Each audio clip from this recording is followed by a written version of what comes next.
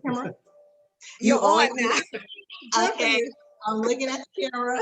Hi guys, it's your two poly chicks again, Tiffany Hi and Cindy. guys. Hey, and today we're going to be discussing an unsung nation. This nation that we'll talk about has not gotten its due credit in history, and we wanted to highlight them for the month of May, which is Haitian Flag Day. So when it comes to the bravery, the tenacity, and the fortitude of the people within the nation, the history is amazing. So we decided to have a special guest on today. We have Jean Max Andre, who was born in Brooklyn, and at an early age, he moved with his parents to Haiti. He remained in Haiti until he was about the age of 15 when his family left Haiti after the Duvalier regime was overthrown. And that was because the United States wanted wanted all of their citizens out of the country. He has a minor in accounting and a BA in business administration, and over 28 years, and he's dating himself I'm dating him with this, over 28 years in banking and financial services leadership. He wrote a book on Haiti in 2007, which was used as a textbook in Haitian studies at Florida Atlantic University. So he was there. That the book that we'll discuss and the history we'll discuss was part of the Haitian Studies courses at FAU. He's also a proud husband and father of 3. So hi Max, how are you? Hey T, hey Cindy, how are you Hi, guys? Max. Thank you for having me. No Big fan of the problem. show. Thank you for coming on. Yes. Anytime. Thank you for joining us, guys. So we're going to talk about Hispaniola, and I know a lot of people will probably say they don't know what Hispaniola is, but they have heard of the two countries that reside on Hispaniola. There's the Dominican Republic side. Yeah. And I just want to say that one thing is for sure, that when you hear about Dominican Republic, they have a lot of visitors, a lot of people going there for the beaches and the climate and all of that other stuff. But it's on the same island as Haiti, which gets a little less travel love. I think 3 times the amount of people go to the Dominican Republic versus Haiti. And Haiti has the same resources, the same climate, the same beaches, the same lovely brown-skinned people. So I just want to say that, if you guys ever get a chance to travel there, which I hope to within the next year or so, I'm guilty of going to the Dominican Republic versus Haiti as well. But I'm going to have my tour guide, Mr. Andre. He doesn't know that. He doesn't know that yet. He looks surprised. He is there. I'm game for it.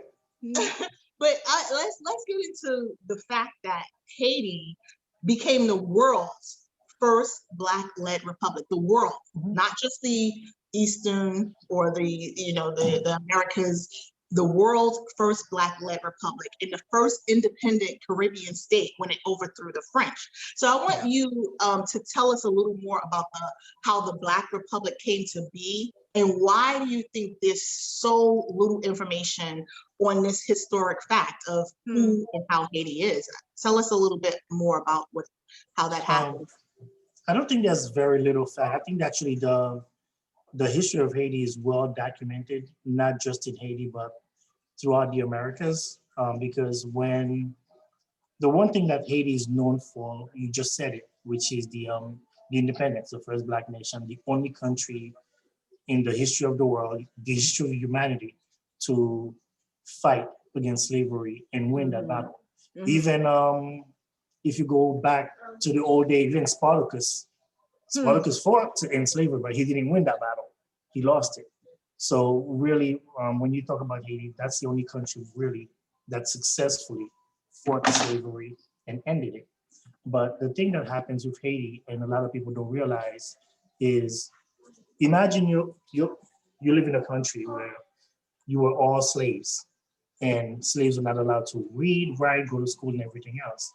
You fought the masters, and you won the war, and now you're first independent Black nation.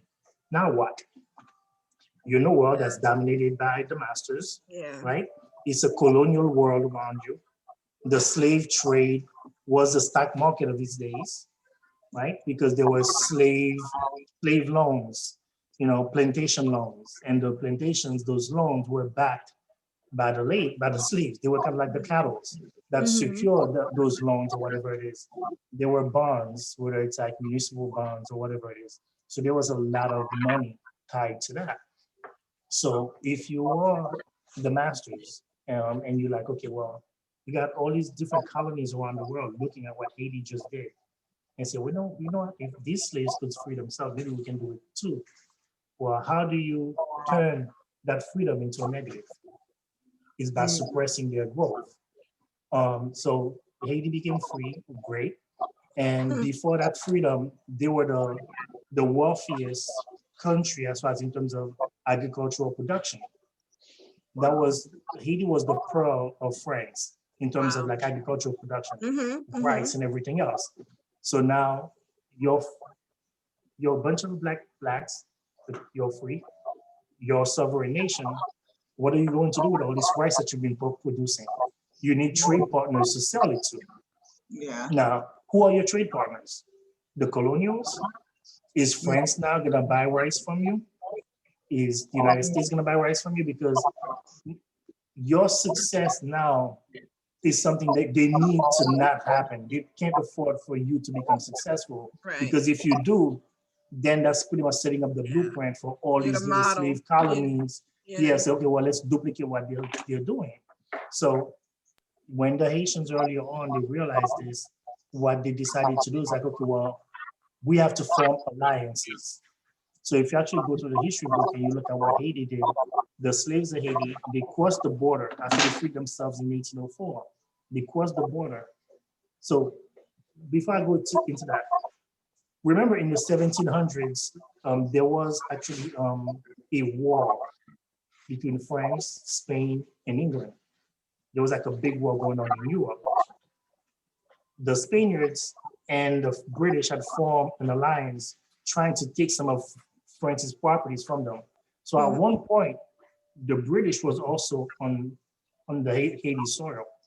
They were, so the Haitians did not just fight the French, but they also fought the British too at the same time in route to becoming free. Now, once they freed themselves in 1804, then they realized like, hey, as long as the masters are on the island or on Hispaniola, we'll never truly be free. So we need to get rid of all of them. So what they did, they crossed the border and they fought to free the Dominican Republic also from slavery, which they did. So they actually achieved that. So at one point, within like a 15-year time span, they fought and defeated the British, the French, and the Spaniards, which were the three superpowers at the time. And those were the three superpowers at the time. They were taking names, huh? They were taking names. Yeah. So now they pretty much became free and the entire island is free. So what happens next is something where the French decided, well, the French, the US, and some of those superpowers, they decided to form a collusion where there was like, okay, well, we're not buying anything that these people have to sell. Okay. So all these agricultural production that we had no choice but to eat it. We couldn't sell it to anyone else because no one was buying it from you. There were no other free black nations for you to go to trade with. To trade. The only trade partners were those colonists, and they're not going to buy from you. And they weren't doing anything to assist. And see, and that's, but I know it's in the history books, but I'll just say this. When I first learned about Haiti being the first free Black nation, it was through you. It wasn't in school, it wasn't in college, it was through you, a Haitian Black man, a Haitian American Black man. So that's not something that's widely known or widely respected for that matter. And I'm just like, why, and we know that our history is not taught in a lot of ways and fashions in the history books anyway, but that's something that's so key to our success. Like, just right, but remember, Tiff, if you taught that, then you'd be showing, like he said, Max said, it's a model. Other people, the Black people in America would then be like, hey, we could do that too. It's the same as, which leads us into our other question of the reparations that Haiti had to pay in the 1800s. Can you imagine if when we were free in America, we had to turn around in the 1800s around the same time and pay America? I think I looked it up and said France got $21 billion or something. The equivalent of, yeah. Yeah, can you imagine, you're our commodity, our property. You think you're supposed to be free because somehow you're human and you want to be free. You got to pay me now. So what I wanted to find, I mean, this is just like, you could spend a whole, whatever, 2 years on just the history of that ridiculousness, because America should be paying Britain. Because didn't America go free to Britain? I mean, then the Philippines, I know when they tried to get their freedom, America got in there and was like, you need a mama, you need a daddy, because you're a barbarian, you shouldn't be free. So this whole reparations idea is hypocritical, because that means everybody who's gotten their independence should be paying reparations. In fact, don't we have kids that file reparations like from their parents? File for freedom from their parents. I guess they should be paying their parents reparations too. Like, it sounds ridiculous. It's such a ridiculous idea that you want your freedom and then you got to pay me to go free. Now I know some people did buy their freedom, but to like pay over and over, I think is Haiti still paying reparations now? No, actually, we stopped paying that around the 1940s, about 120 years later. And the reason why we stopped paying it wasn't because we actually paid off the debt. It's because that's what was around the time when the United Nations was formed. And that type of a thing would have been illegal. So, yeah. But even before that reparation, it's actually called an indemnity that was placed on Haiti. Even before that was done, a lot of people also don't know that South America, a lot of their leaders were actually trying to abolish slavery down there too. And there's a guy named Simon Bolivar. Simon Bolivar was actually the leader of their uprising. And he actually, when the Spaniards sent him into exile, he actually ended up in Haiti and asked the Haitian army for assistance to go back to South America to free his people from slavery. And they did. So after freeing ourselves and freeing the Dominican Republic, we actually flew to Abuja. We took like the ship and went to South America, and we helped free Gran Colombia, which eventually became Ecuador, Venezuela, and Colombia. Wow. If you look, actually, you can actually Google it, Ecuador still to this day has a college scholarship named for the Haitian movement, because as part of their thank you for helping them gain their own freedom. So you're talking about like within a span of like 20 years, you freed yourself, you free Dominican Republic, you free Ecuador, Colombia, and you pretty much just now traveling around the world for this emancipation movement. An example needed to be made out of a country like that in those days. Yeah. And the reparation was designed to do exactly that. Yeah. And the only way and the Haitians were doing it because they needed alliances. They needed countries they could trade with to be able to make money, to build roads and infrastructure and everything else. So that was part of their, I guess, their motivation for actually crossing borders and going on this emancipation crusade. But on the flip side, you have the superpowers at the time, they are losing valuable commodities, valuable colonies. And the common denominator in them losing all these valuable colonies is Haiti. Wow. So they kind of like form an alliance. And actually, if you also look at Dominican Republic, that's why Dominican Republic has two independence. Because after the Haitians' freedom, the Spain, they saw how there was collusion to kind of like lock in Haiti, to not let anything prosperous come out of there. Right. The Spaniards actually, the Dominicans actually gave themselves back to the Spaniards as a colony.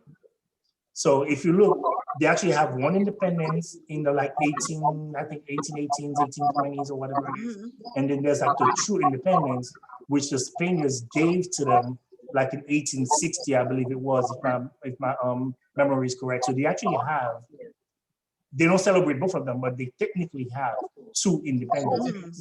They have the one the Haitians gave to them, but they fought the Haitians to separate themselves from the Haitians and handed themselves back to the Spaniards. That was their way of not suffering the wrath of what was being done to Haiti on the other side of the island. I can't even believe that. I'm like, so first of all, I learned something new again about right? About Ecuador and Venezuela.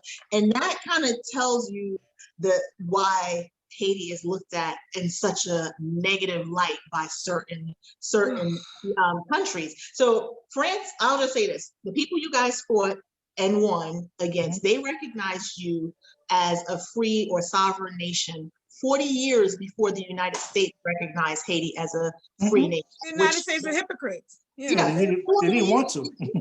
Yeah, they didn't want to in 40, so they didn't recognize the Haiti as a free nation until 1862. And I think you guys were free in like 1820 something. 1804.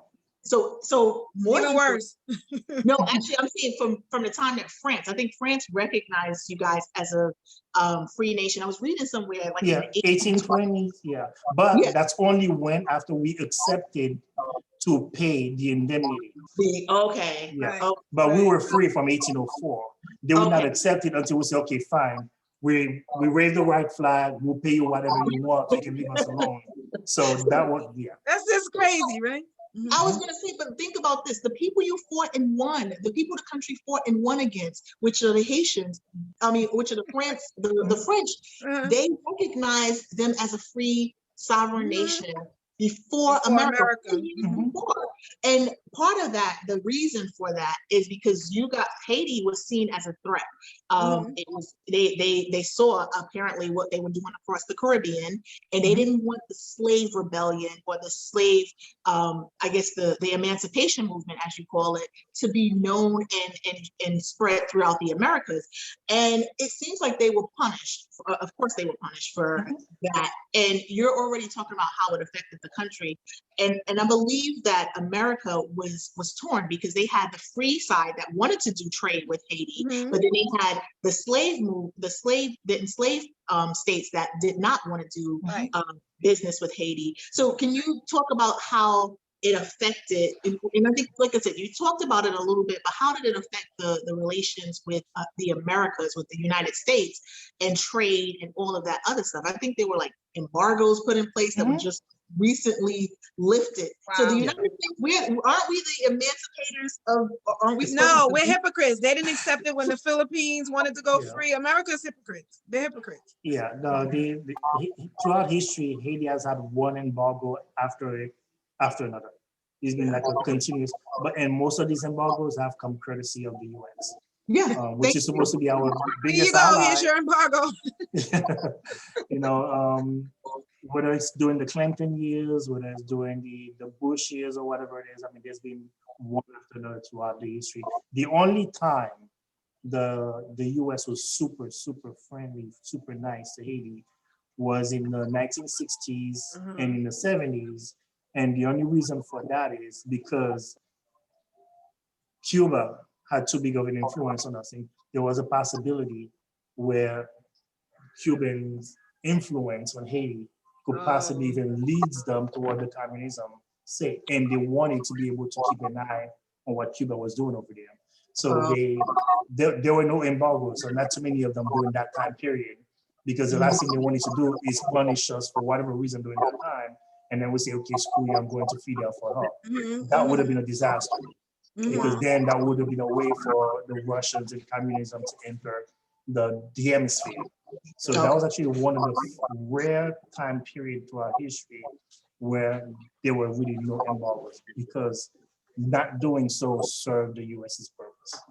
That's funny. You always have to look at the motivations behind when America does things. When America is like making friends with Kuwait, it's for oil. When America is like being nice to Africa for some reason, it's for some ivory or something they think they could get. It's never to acknowledge you as a human, especially, I don't always, I know they always say we insert color and race and everything, but I definitely believe because you're the darker side of Hispaniola, that is the reason why you're discriminated. In addition to having the nerve to want to fight for the same freedom that America fought for, any country, the same thing like they did in, under Roosevelt with the Philippines, Teddy Roosevelt with the Philippines and stuff, not acknowledging them as that has the right to be free because they were immature and not ready. As if when America got free from Britain, they were ready. So you're never really going to be ready, but you still know you want to be free. The slaves here may not have been ready because they couldn't read, you know, they had all their things, but they still deserve to be free. Right. So what I wanted Uh, to know, go ahead, I'm sorry, sorry. Wait, go ahead. don't absolve the Haitians in this either, because the Haitians themselves did set themselves up for a lot of things that came about, especially with the initial constitution. When they wrote their first constitution, they were so afraid of a recolonization or re-entry of the masters. They designed the colony, the constitution in a way where no white man could own any land in the country. So there were like some things in the constitution that did incite certain activities. So on the flip side, so part of it was the slaves' paranoia in them coming back, because they knew they were going to try to come back anyway and try to recapture the land. So they designed the constitution in a way to prevent them from doing it. So if you want to see counter racism on our part, well, there was no white man allowed, no blah blah blah, and everything else. So there's that too. So it was very complicated. So it takes two to tango. So we did ourselves no favors. We were not the master of diplomacy in those days. I mean, why would we be, or how would we be? Because we're not allowed to read and write and all this other stuff. So some of that savoir-faire stuff, we didn't have it. So we were kind of blunt, and it was blunt force and everything else. And it was about like, hey, we'll cut your head and we'll burn your houses and everything else. So yeah, so there's that too.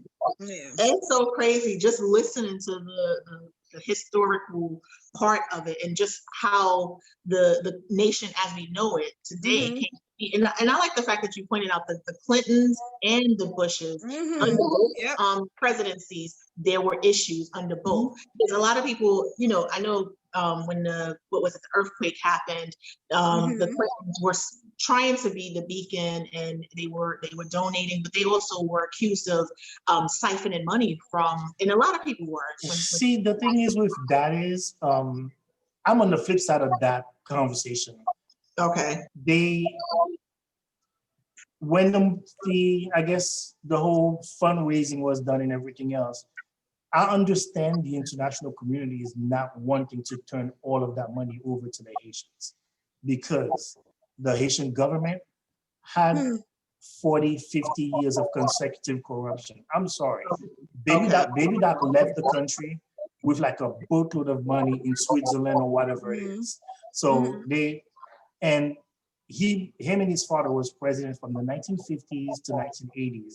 That's a long time. You have a whole generation that grew up under that kind of corruption. To me, I'm not going to be the one that argues that money should have been given to the Haitians. No, we needed a custodian to administer. Yeah, to me, you needed a custodian to make sure certain things are done the way they're supposed to be done. Okay. Now, I'm not the biggest fan of the way they went about doing it, but at the same time, Haiti right now has the largest solar-based hospital around the world. Wow.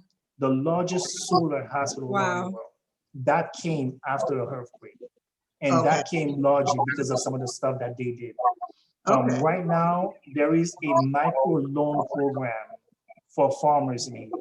Before, farmers could not walk into a bank and say, hey, I need to grow crops on my land. I need a $5,000 loan or $10,000 loan to buy like fertilizers. Stuff like that wasn't in existence before. The Clintons created that. So while there's a lot of people that are bashing them on certain things, and some of it is rightfully so, there's also stuff that they did to lay certain foundation that they're not getting credit for. They did make some mistakes. There was like a whole peanut agricultural thing where they miscalculated, and even Bill Clinton admitted it. It was like that was a miscalculation on his part. But then when you send a guy into a land, he doesn't really know, except the fact that he got married here. So he doesn't really understand some of the intricacies of it. So they made some mistakes. And to me, I'm not going to kill them for it. I'm not going to like raise them up like Mufasa or whatever it is, like at the same time. But to me, that money could not have been turned over to Haitians because they needed a custodian. They have not shown throughout history they could productively handle that kind of money and have it benefit the masses as Okay. opposed to just benefit the top. So I'm on the Which flip makes side of that equation. okay, I and get that it, makes but sense. That makes so there's pros and cons to both sides of yeah. keeping the money versus giving the Mhm. money Mhm. specifically to the Haitian government. So Right. Yeah. I mean, Yeah. I know Cindy had a question Yeah. about just some of the more negative aspects and how I think you had the question. So Yeah. I was like, she's gonna ask it, y'all. She's gonna ask it. No, I thank you for sharing that part because we do you seem more neutral. So that's a good thing, just to present both arguments, because of course we're in America, so we're gonna hear the people that are pro, whoever is gonna say all the things that were great, and then the people that are anti are gonna point out all the things that are negative. So it was interesting to hear what you said about how the Clintons, tried to, I guess, make up for some of the things that they did. And of course, you're going to get things wrong. You're never going to get things 100% correctly. What I wanted to know was about the magic and the resilience of Haiti, because growing up, I mean, full disclosure, growing up in the 80s, New York City, Haitians were always looked at very, very negatively. Very, very negatively. Still HIV, do. they're the ones that brought HIV. They're the ones that do witchcraft. They're the ones that did this. All those things. I had a few, very few, but I had some close friends, and they seemed to be a little shy about disclosing that they were Haitians. yeah. It's like, it became that I'm not, well, I'm only half, or I'm only a third, or I'm only this, and I just remember it. I remember like us having food culture day, and they're bringing their food in, but they don't bring it in, and they don't want to talk about it. It's almost like a punishment for having been Haitian. And so I wanted to find out from you. My questions are in two, so I guess I could kind of ask them and you could just talk about them, which was their resilience of Haiti, and even talking to you, I really realize it even more. Their resilience and the magic of them. And then the fascinating parts about Haiti, the great stuff that we really don't focus on when we talk about Haiti. You guys had earthquakes, disease, orphans, all these things, and you seem to bounce back and be strong. Yeah. Yeah, it's funny you should say the thing about the AIDS part with Haitians. And for some reason, one thing that never left me was that Arsenio Hall nighttime show interview where that was first introduced. When Arsenio Hall was talking about like the Haitians are the one that brought AIDS about to the US. Like, seriously, I didn't know any Haitian with AIDS, but okay. Yeah, it's a country that's, again, it goes back to our foundation, the fighting spirit, the willingness to overcome like certain obstacles. It's in our DNA to raise above, I guess, some of the obstacles and everything else. Unfortunately, we try to raise above the obstacles that others bring to us, but we don't raise above the obstacles that we set for ourselves. Because a lot of the chaos that Haiti is going through, a lot of the turmoils down there is homegrown. A lot of it, we've put ourselves in that situation. Part of it is because maybe we don't know any better. I believe I've always been the one that believed the future of Haiti is outside of Haiti. The It's future outside of Haiti, you said? Yeah, is outside of Haiti. The future of Haiti is in the diaspora.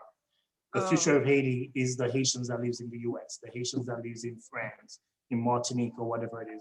The reason why I say that is because if you look at Haiti's economy right now, I believe Haiti's gross GDP is like about 8 billion or something.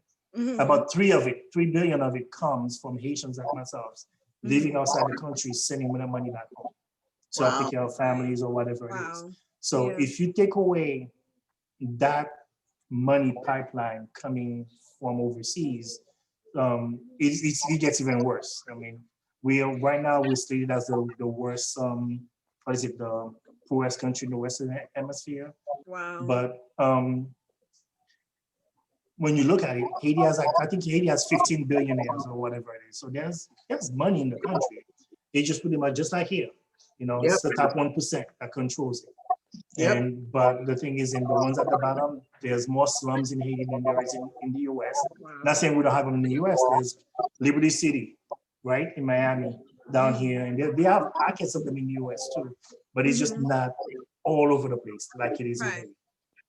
You know, it's just like you live in a country that's the poorest country in the world, but everybody has a cell phone with a cell phone subscription. You know, they're paying $40, $50 a month for it or whatever it is.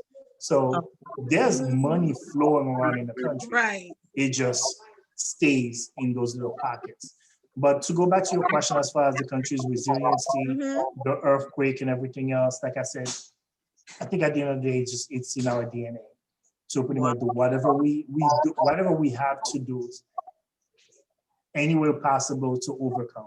Now, that's why I was saying that fighting spirit also is hurting us, because now we got to a point where I was talking about the Clintons earlier. I'm sorry. I'm going to go back a little bit. I'm going to go back and forth. But one thing that started under the Clintons, which I'm still a little bit peeved at for them for, was the mass deportation of criminals. And that continues on with multiple administration. And sending a lot of these criminals, a lot of them were homegrown criminals in the US. I mean, some of them were kids when they left Haiti, came into the US, they got into the drug business or whatever it is. So they actually they learned to become a criminal up here. So the reverse, now, the reverse. A lot of them, yeah. And now you're sending a lot of them back. And some of them are going back, and they have no family, or the family they have down there, they don't even know them. Wow. So you take criminals like that, you send them down to a country of that nature, and a lot of the drug dealers or whatever it is were sent to Haiti. Now, the major drug traffickers in South America sees them as kind of like a gateway, get the drugs to Haiti. And those drug dealers still have those contacts in the US. They'll find a way to get it there. So a lot of drugs are entering Haiti because of that. Right. But that's when Haiti became on the list of financial havens. So economically, we're kind of blocked off too from a lot of other things. Like I was talking to my sister the other day, and I was like, "Hey, is PayPal in Haiti?" They was like, "No, PayPal is not in Haiti, but PayPal is in Dominican Republic. PayPal Cash is in Jamaica, everything else." So yeah, they have the Cash App thing or whatever. But the thing is, just like there's so many different little sectors of embargoes or whatever that's in there, and that fighting spirit is being offset or being, I guess, fed by the Haitians living overseas by sending money to help those that are less fortunate down there. So one way or the other, we'll support ourselves, we'll support each other. We just haven't been able to crack that international trade to the point where it benefits us more than it benefits the other side. Yeah, so it's almost kind of like they give us the crumbs of the trades. The major purchases from the Dominican Republic, and we just come to us to kind of like round up the figures or whatever it is. There's no reason why Ford should be in Dominican Republic and not be in Haiti. Ford has a big manufacturing plant over there. So when it's the same island. That's what I keep saying. It's the same exact island with the same resources and everything. With that said, their workforce is a little bit more advanced, you know, but again, their workforce didn't get that advanced by itself. They got the help to become that advanced. The other side never got it. Right. And I think the constant changing governments, the constant overthrow of governments, because Haiti hasn't really had too many presidents that started and ended their term. Right. A lot of them were overthrown. So there's always been political turmoil. So we've created some of our own mess. I was going to say, let's end on a good note about Haiti. And then I'm going to ask a question after this. Let's end on a good note. Let's just say that. About when it comes to Haiti, what are and I think Cindy asked that. I did, but he just probably didn't hear it. But I said the fascinating and the cultural parts of Haiti. The most fascinating and part of being a Haitian, and if we wanted to visit the country, what are some of the fascinating details about it? Let's hear about some of this stuff. Some of the old historical buildings or fortresses are still there. Like Okay. the citadel was built with blood, literally. You know, like when you're making a building, it's water and the cement. There's Wow. actually blood and cement and whatever it is, Wow. and that's still standing till today. And that's Okay. not the only one. There's like a whole bunch of them. There's a few of them all over the place. Mm-hmm. Historical sites, artwork. We are huge in art. Haitian art is actually well known throughout the Mm-hmm. world. Actually, there's a Haitian whose graffiti art was sold like a few years ago for like 102 billion. Wow. Wow. Wow. Wow. So yes, and we're not talking about a guy that died in 1800s either. I think he died Wow. like in 1980, 1984, whatever. Oh, it is. recent. So Okay. it's a recent artist, and his graffiti just sold. I think that was a record for like Mm-hmm. for graffiti art being sold like 102, 103 million. So I we're know your known for food. that. I know your food is delicious. What's the most popular food? The most popular food, you can't speak to a Haitian and not say griot. Yeah. Rio. What is Yeah. it? What is it? What is it? It's a fried pork. Okay. It's a fried pork, but they're really well known for finger food, known for some seafood as well, crabs and Mhm. things of that nature. Um, like I said, we have the largest solar-based hospital like Mm-hmm. worldwide down there. Some of the caves still have, you can actually go to some of the caves and still see traces of the Tainos, the Indians that lived there way Oh, before wow. and Mm-hmm. everything else. Some of the museum have parts, the anchor for, I think it's La Santa Maria, which is one of the boats from Christopher Columbus. Mm-hmm. I think Mm-hmm. it's still there in the museum. So we have museums, I'm sure you have a lot artworks. of beaches, right? A lot I of was beaches. gonna say that was what I was gonna Yes. say. So when you take our family down to Haiti, wait, after COVID is over and after everything goes back to normal, when you After we take us there, vaccinated. which beach are we going to? There's a lot of them. And he's my favorite cousin-in-law, so I'll throw that out there. Oh man, there's a lot of them. Definitely you have to go Okap. Okay. Okay, actually I'm trying to like look for some of them up for you. But yeah, there's a lot of beaches you can go to in Haiti. But the thing with again, I know you want to end on the good notes of Haiti, but right now the insecurity and everything else is part of the whole landscape too. So Insecurity. You said insecurity? yeah, insecurity, the lack of security. Yeah. Some of the turmoils and everything else. So when you go, you're gonna have to pretty much make sure you're going at the right time. Make sure you have someone to go with you. Okay, you already picked that part of it, and that we can take you to the right You got part. that. You got the person. So I'm going too then. So I'm going too. Yeah. But I do want to encourage people to visit. When, like I said, when everything returns to normal, you always hear all the negative parts of it, and I think that's why the island or the country, that part of the island doesn't get a lot of visitors, because you hear so much negativity about it. And yeah, when things return to normal, they have the same beaches, resorts, and all of those other things. And the food is great. And the people, from anyone that I've heard that's gone there, has said the people are beautiful and friendly. Like you're not gonna find more friendly. And then just hearing the resiliency and the historical part of the world's first Black republic. So let's go for But that. Tiff, you hear a lot of negative about Dominican Republic too. People still go. You hear negative about, you hear about them being, you die when you go to Dominican Republic. You gonna die. You hear it. So the last question that we have, which we ask everybody, all of our guests. You have it?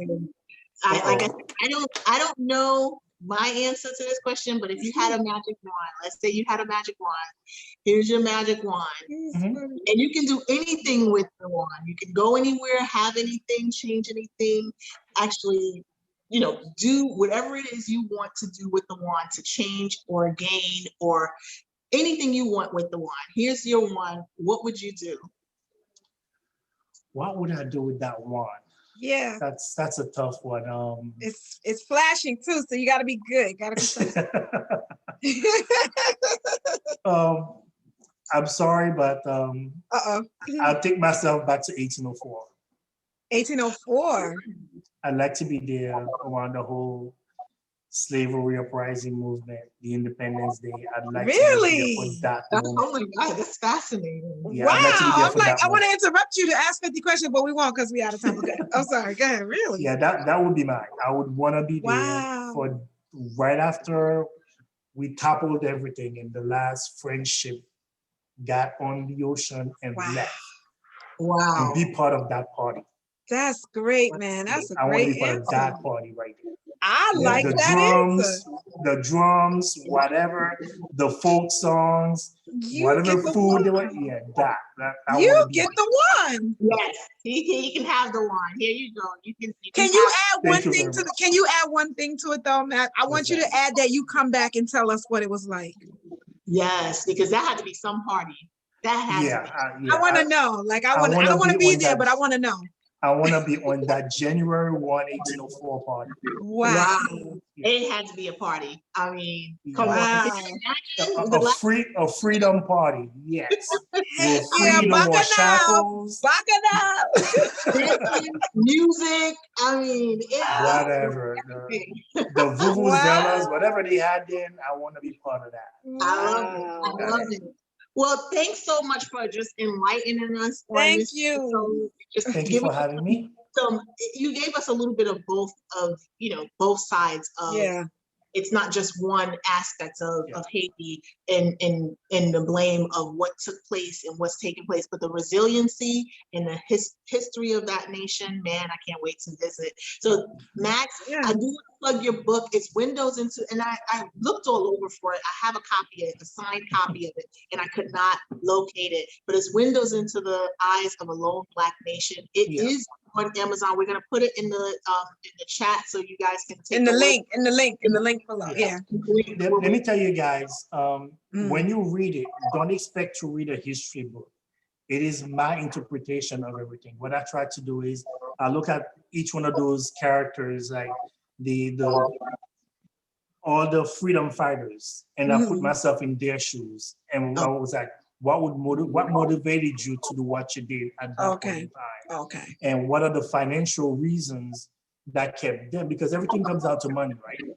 So and I kind of put like Pretty my much. years in banking and finance and everything's like, okay, well, everything has a reason for it. What's the financial reason why this happened? What's the financial reason why this took place? And it's really it is a history, but it's my interpretation of it. So part of it's more like me kind of like taking you to, that's why it says windows into the eyes of a lone Black nation. It's kind of like, it's the eyes of it. And you look into Your point of view, yeah, my point of view of it. So I wanted to put that into perspective. Yeah. Well, it'll be in the description below, the description box below. I said the link, but the description box below. Yes. And Max, thanks so much for Thank you so much. Thank you guys for having me. Thank you, Sydney. Yes, Two Poly Tricks. We'll see you next time. See you guys. Bye. Bye. Thank you. Bye.